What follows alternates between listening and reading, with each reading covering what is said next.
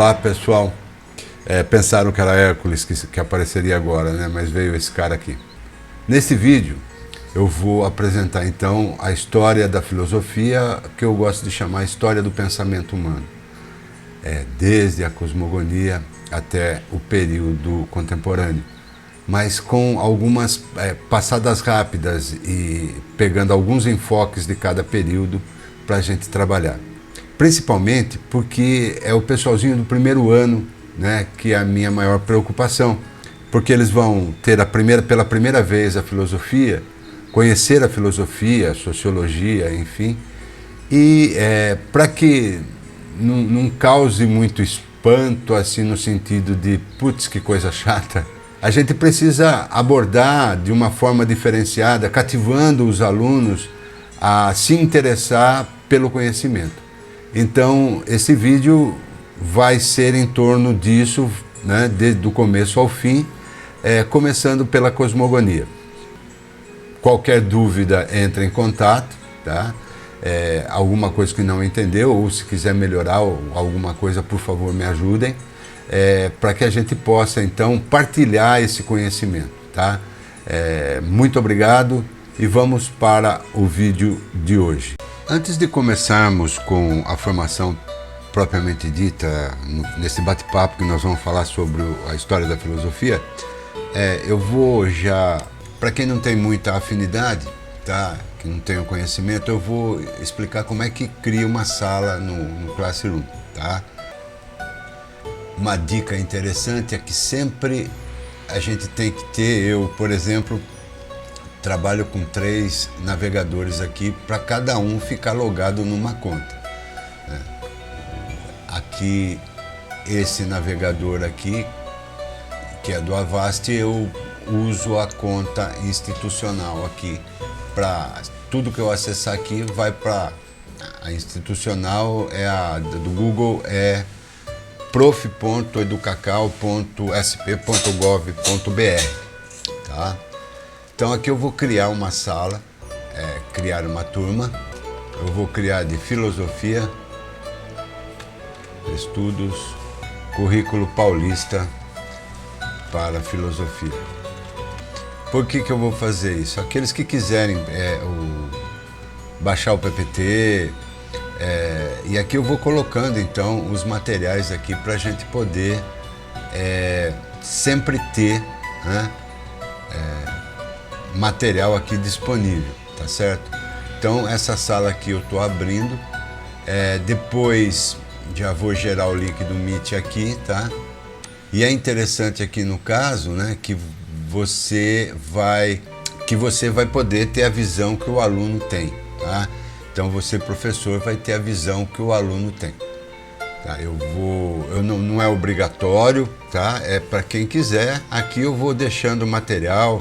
A gente pode fazer um bate-papo de vez em quando, através do link do Meet aqui. Nós podemos fazer alguns encontros síncronos, bater papo, ver as dificuldades, tentar ajudar ao máximo, que a intenção é essa, tá? Então é essa disponibilidade que eu vou dar, que eu tenho. Vou deixar aqui então aberto. Quem se interessar, é só dar um toque aí que a gente passa o e-mail, tá? Passa o e-mail. Eu vou deixar aqui meu celular. Esse é meu celular, então eu já deixo aqui, tá? Para o WhatsApp. E também vou deixar aí no vídeo aí o número do celular para quem quiser entrar então em contato comigo, buscando materiais, explicações e tal. Eu vou estar à disposição, tá certo? Eu não vou montar grupo de WhatsApp porque não sou muito amigo de WhatsApp. Mas aqui fica mais tranquilo que a gente pode fazer encontros síncronos aqui também, até que o CMSP esteja disponível para que a gente possa fazer live lá no CMSP. Você já tem esse acesso, eu ainda não tenho.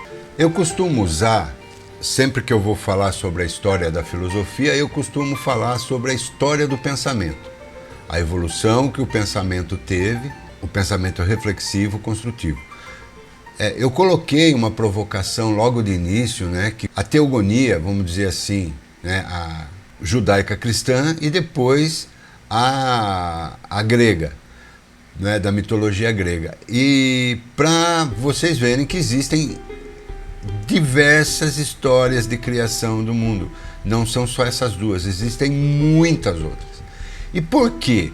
Porque o homem, né, o homem enquanto seres humanos, né, a preocupação é a de saber por que estamos aqui. Né? Como é que chegamos aqui? Como é que nós passamos a existir? De onde nós viemos? Essa é a pergunta, então, que os seres humanos fazem desde que tomaram consciência. Uma vez eu lendo um místico, ele fez a seguinte indagação e pediu para que nós imaginássemos alguém na caverna, né, lá nos nossos ancestrais bem primitivos, acorda assustado e percebeu que sonhou. Seria essa a nossa tomada da senciência, vamos dizer assim? Através de uma ação onírica? Vamos lá então. O início é o que todos nós já sabemos, né, que a filosofia, né, segundo a tradição, foi cunhada por Pitágoras de Samos no século 6 a.C., pela junção de duas palavras gregas. Philos, que é uma das formas de falar amor em grego também, né? Amizade, e Sofia, a sabedoria, o conhecimento. Então, juntando as duas, ficou o amor pela sabedoria, a amizade pelo conhecimento. Então, o filósofo é o buscador do conhecimento. É aquele que se esvazia o tempo todo para que possa, então, tentar se completar a cada dia de mais conhecimento. Só que ao final do dia percebe que não sabe nada. Esse é o conhecimento que Sócrates falou, só sei que nada sei. O máximo do conhecimento é você reconhecer a sua ignorância. Vamos lá então para a explicação do mundo, a teogonia, também conhecida como genealogia dos deuses. É um poema mitológico com 1022 versos, escrito por Hesíodo no século 7 a.C., no qual o narrador é o próprio poeta. Eu vou deixar também disponível em PDF para quem quiser esse livro, tá? Lá no nosso grupo. A cosmogonia, que é o termo que abrange as diversas lendas e teorias sobre as origens do universo e de acordo com as religiões, mitologias e ciências através da história. Então é a partir da cosmogonia que o ser humano começa a ir buscar essa relação de existência, visualizando o externo, buscando compreender o interno. No princípio criou Deus os céus e a terra era sem forma e vazia, e havia trevas sobre a face do abismo. Disse Deus: haja luz, e houve luz. E Deus chamou à luz dia, e às trevas chamou noite.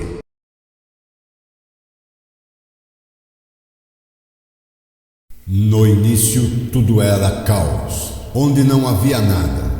Quando o caos tomou consciência de sua existência, vibrou de forma diferente no vazio, e dele surgiu Nix, a noite. Ao mesmo tempo nasceu também seu irmão Éremo.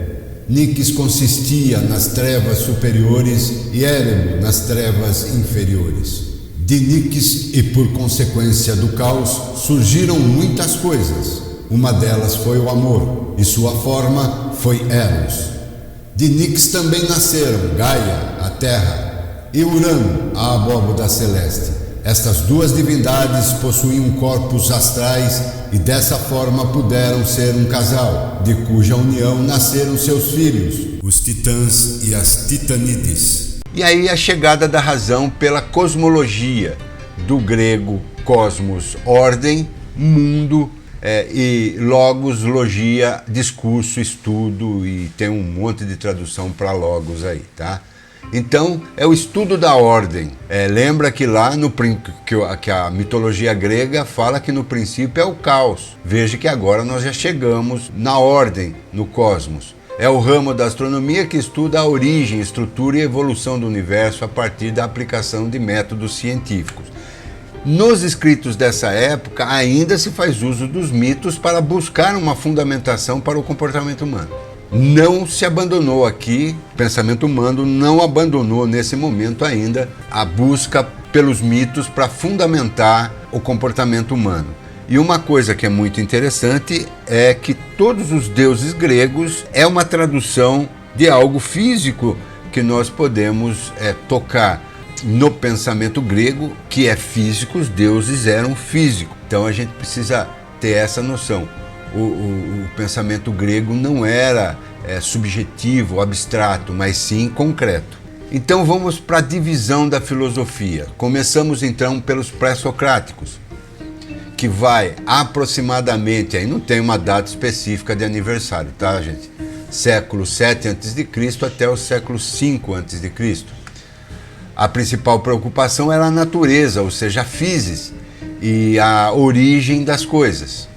Posteriormente, então, vem Sócrates, né, que nasce no século V e vai até aproximadamente aí, no século IV a.C.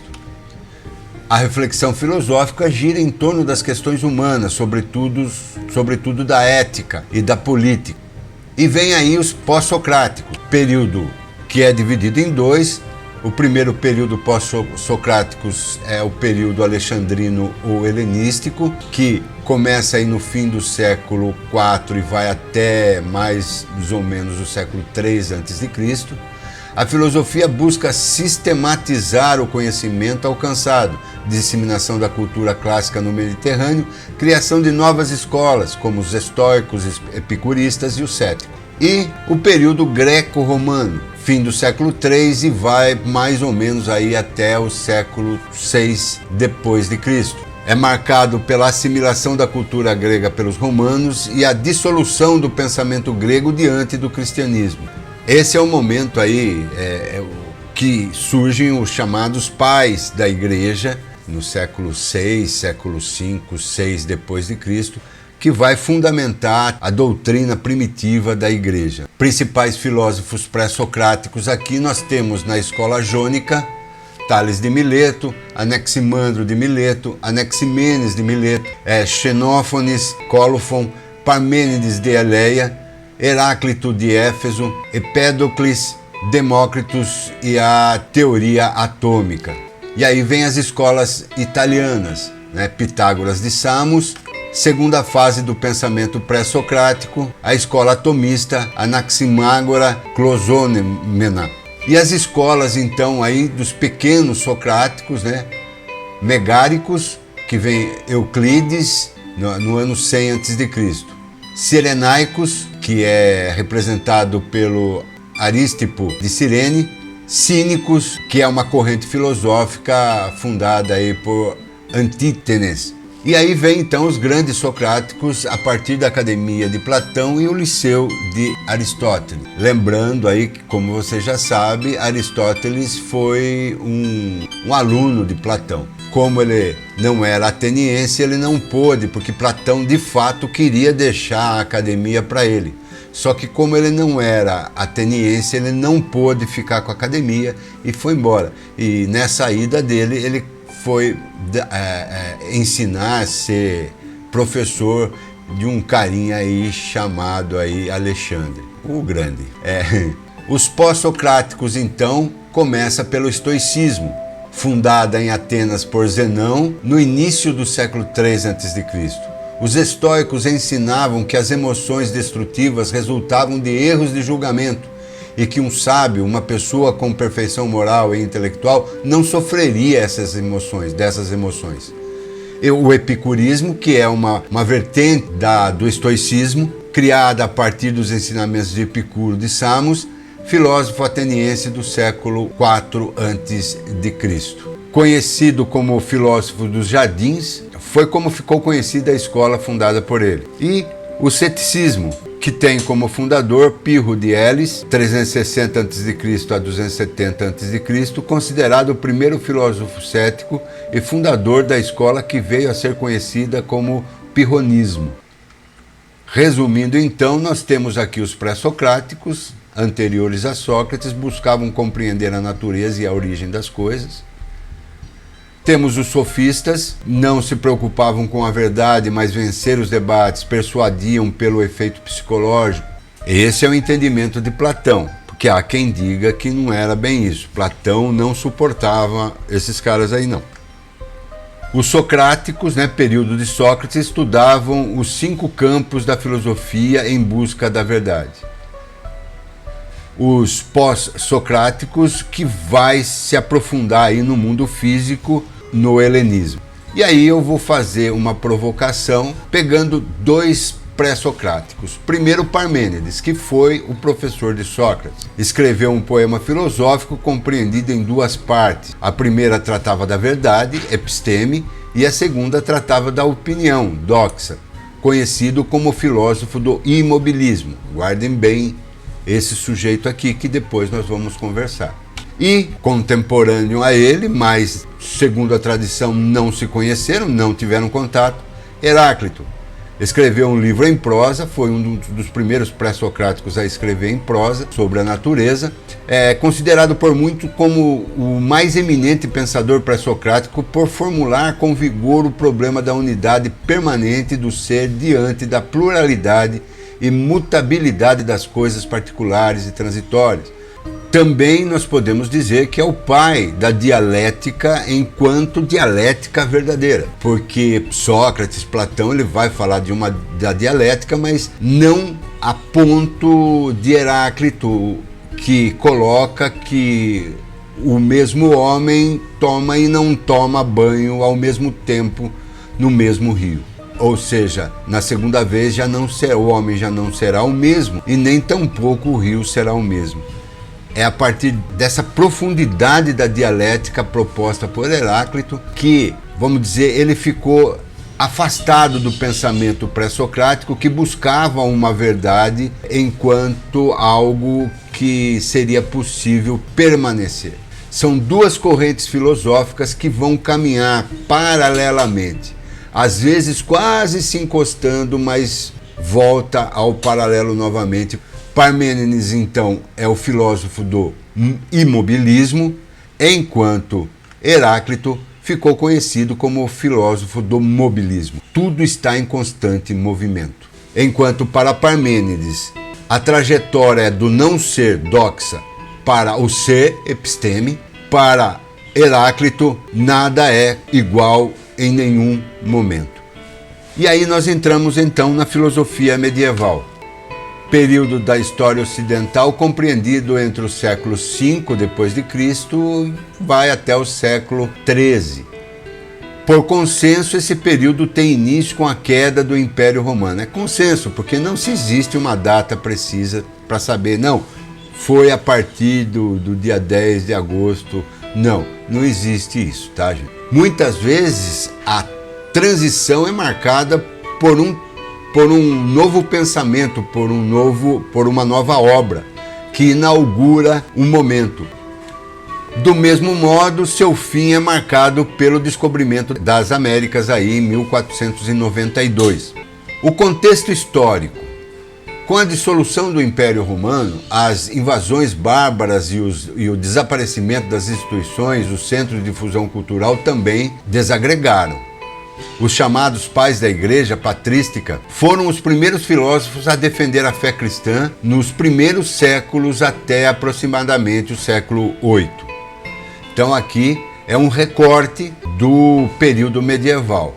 Características então, os filósofos eram os padres da igreja. Principal preocupação, conciliar a herança clássica greco-romana, a princípio a de Platão, com o pensamento cristão. Agostinho, aí, o bispo de Hipona, vamos dizer assim, batizou Platão, pegou a teoria de Platão e, a partir disso, trabalhou para dar uma roupagem, uma fundamentação teórica no pensamento cristão. Esse período ou divisão inicial ficou conhecida como patrística. busca conciliar a razão com base na fé ou simplesmente equilibrar a fé e a razão. Temos outros problemas aí que são a construção de novos conceitos, a criação do mundo, o pecado original, trindade de Deus, o juízo final, ressurreição dos mortos. Mas tem um detalhe aqui também que nós não podemos deixar passar. A primeira pessoa que fala em liberdade, né, ou seja, no livre-arbítrio, foi Agostinho, foi Santo Agostinho. Santo doutor da igreja, ele não era santo porque era bonzinho, fazia milagre, mas sim por causa do conhecimento que ele tinha, por causa da inteligência dele, ele foi considerado santo doutor da igreja, um dos pais da igreja. Ele foi o primeiro a formular, porque até então, para os gregos, você seria uma aberração da natureza se você não aceitasse os seus desígnios, a sua forma de ser, né, a sua natureza. É a partir de Agostinho que isso muda, ou seja, você tem a liberdade de aceitar ou não os desígnios. Santo Agostinho, então, bispo de Hipona, o primeiro grande filósofo cristão. Uma das suas formulações foi a ideia de interioridade, isto é, de uma dimensão humana dotada de consciência moral e de livre-arbítrio, que é o que eu estava falando. O conhecimento recebido de Deus tornava-se superior ao conhecimento racional. Em decorrência desta própria dicotomia, surge a discussão em torno da possibilidade de conciliação entre fé e razão. Quem não conhece pode ler o livro aí, Confissões de Santo Agostinho, que ele vai lá fazer uma autocrítica, né? A princípio participou das cismas contra a fé cristã e depois há uma conversão aí que ele passa a defender, porque ele assiste à morte de um grande amigo dele, que era um bispo, e a partir daí então ele vê que não estava indo para o caminho adequado. Um retórico fantástico. E aí nós chegamos na escolástica ou escolasticismo, método de pensamento crítico dominante no ensino das universidades medievais europeias de cerca de 1100 a 1500. Não tanto uma filosofia ou uma teologia, como um método de aprendizagem. A escolástica nasceu nas escolas monásticas cristãs, de modo a conciliar a fé cristã com um sistema de pensamento racional, especialmente o da filosofia grega. A escola, então, era o trivium e o quatrivium, que quem quiser pode pesquisar sobre isso. Essa escola perdurou aí por um bom tempo, mesmo depois do final da escolástica. Colocava uma forte ênfase na dialética, mas não aquela dialética de Heráclito, para ampliar o conhecimento por inferência e resolver contradições. Era a dialética proposta por Sócrates, depois por Platão, e trabalhada intensamente, porque aqui já tinha, né, os escritos de Aristóteles. Então foi São Tomás de Aquino, o Santo Tomás de Aquino, que outro santo doutor da igreja, que, vamos dizer assim, entre aspas, batizou Aristóteles. A obra-prima de São Tomás de Aquino, né, de Santo Tomás de Aquino, é o único que fala Santo Tomás, porque a diferença porque alguns são São Nicolau, São Benedito e outros são Santo, porque fala-se santo quando o nome do sujeito começa com uma vogal. Santo Anselmo. Agora, quando começa por consoante, aí é São Bartolomeu, São Pedro. Só que Tomás de Aquino é o único que tem esse título de santo, porque é santo doutor da igreja, por isso que é Santo Tomás de Aquino. Ele escreve a Súmula Teológica, é frequentemente vista como exemplo maior do período da escolástica. Surgem então, através de Santo Tomás de Aquino, surgem as universidades e os centros de ensino, e o conhecimento é guardado e transmitido de forma sistemática. Aí já Platão e Aristóteles, os grandes pensadores da antiguidade, foram as principais influências da filosofia escolástica. Nesse período, a filosofia cristã alcançou um notável desenvolvimento, criou-se uma teologia preocupada em provar a existência de Deus e da alma. Então a primeira cisão da filosofia, a primeira separação aí da filosofia foi a teologia, que parte para um outro campo de busca. A filosofia segue seu caminho, apartando então a teologia, já não discute mais Deus e alma dentro da filosofia. Esses textos de Aristóteles foram encontrados e os filósofos que trabalharam com os textos foi graças a dois filólogos árabes chamados Averroes e Avicena, que também eram dois renomados pensadores árabes. Foram eles que trouxeram então os textos de Aristóteles a lume. As características então: o ensino só para homens, dividido em trivium, que era a gramática, a retórica e dialética. Mas lembre-se que essa dialética sempre é a dialética proposta por Sócrates, Platão e depois finalizada por Aristóteles, e aí continua essa dialética. O quatrivium estudava aritmética, geometria, astronomia e música. A escolástica resulta essencialmente do aprofundar da filosofia e a separação, o surgimento da teologia. A metodologia da escolástica, então, o método da escolástica é o método da disputa, o chamado disputácio. Consiste em apresentação de uma tese que pode ser defendida ou refutada por argumentos. Trata-se de um pensamento subordinado a um princípio de autoridade. Os argumentos podem ser tirados dos antigos, como Platão e Aristóteles, dos padres da igreja e dos homens da igreja, como os papas e os santos. Os principais filósofos do período: Agostinho, Filopono, Santo Anselmo, Robert Grosseteste, Alberto Magno, Roger Bacon, Tomás de Aquino, Duns Scotus, William de Ockham. Resumão então: filosofia medieval do século IV até o século XIII, preocupa-se em conciliar a fé e a razão. O conhecimento é desenvolvido pela Igreja Católica, resolver problemas das cismas, ou seja, das heresias que ocorreram no período da patrística principalmente, criação das universidades e metodologia de ensino. E chegamos então no período da filosofia moderna. A filosofia moderna, por exemplo, ela nasce com as obras, aí é que dá para afirmar, embora aqui seja no século XIV e vai até o século XIII, marcado pelo Renascimento, surge com as obras de Descartes, escolas dos diferentes períodos dos quais passou a filosofia do Renascimento, do Iluminismo, e aí vem as filosofias dos séculos XVII, XVIII e XIX. O contexto histórico, o período da diversificação dos costumes e das tradições medievais, produzido com o fim dos feudos. Aquele período lá, por muitos chamarem período das trevas, era um período de imobilismo, os feudos. Você nascia num lugar, vivia naquele lugar e não saía dali até morrer. A estratificação social era dada por nascimento, por sangue, então os plebeus não saíam dali do feudo de jeito nenhum, porque não tinham dinheiro para pagar o pedágio para sair. Tá?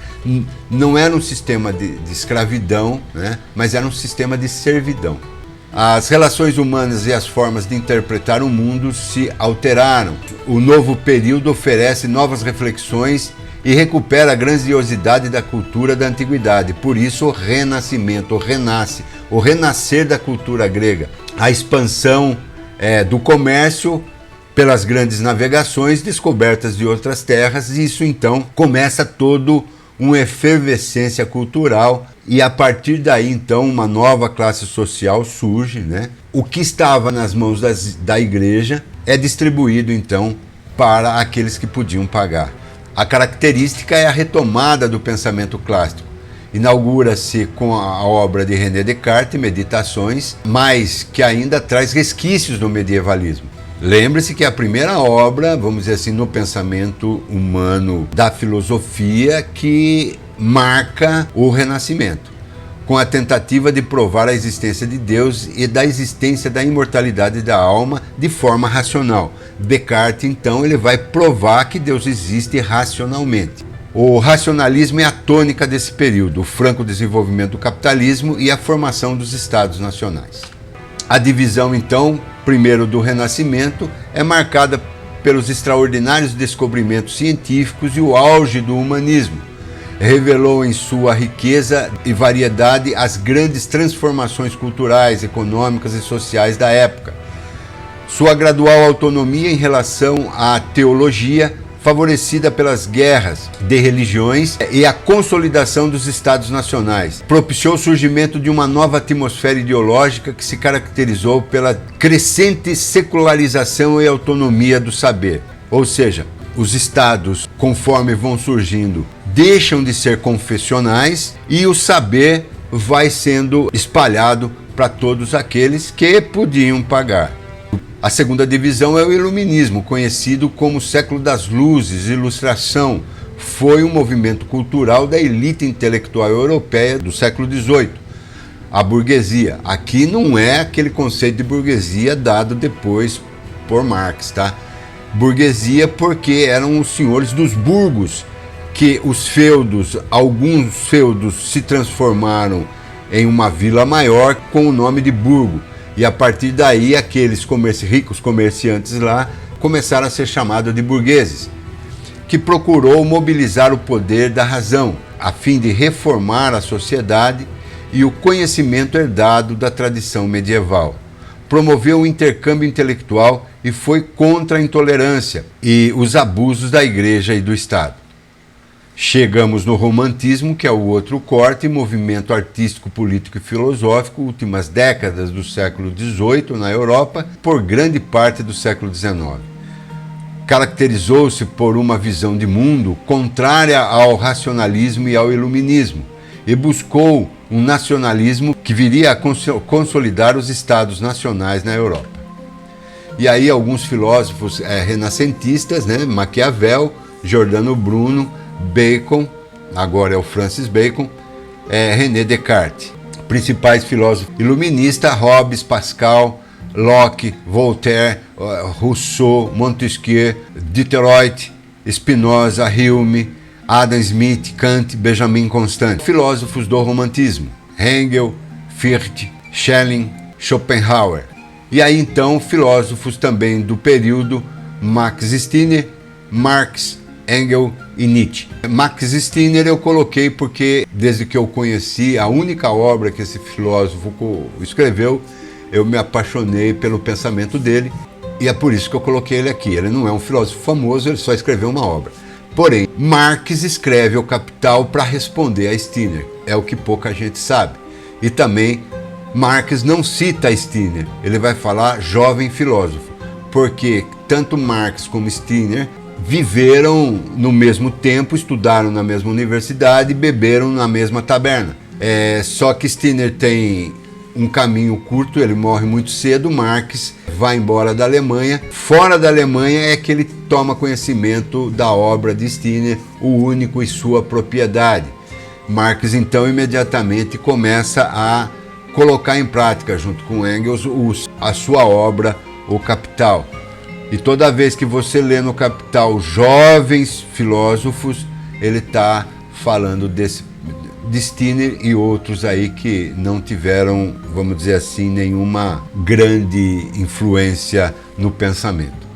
Vamos lá para o resumão. Então, final do século XIV até o século XIX, é a retomada da mobilidade humana, as navegações, colonização. Eu costumo dizer que é um gate cognitivo, um gatilho cognitivo, né? Quando eu falo em renascimento, grandes navegações, renascimento.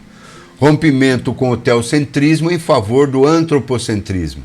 Estabelecimento no século XVIII da discussão sobre o conceito de Estado. O homem racional e livre, mudanças políticas, as ciências empíricas.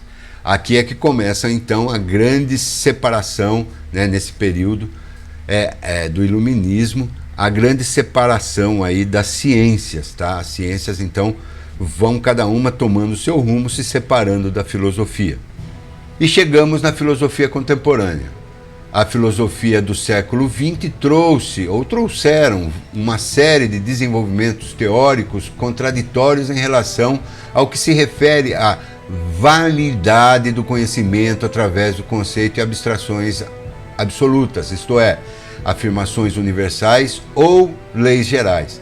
A certeza de correntes de pensamento clássicos foram derrubadas, embora permaneçam como problemas sociais, econômicos e científicos, juntamente com formas novas de conflitos e reivindicações concernentes à organização geopolítica epistêmica do sistema mundo contemporâneo.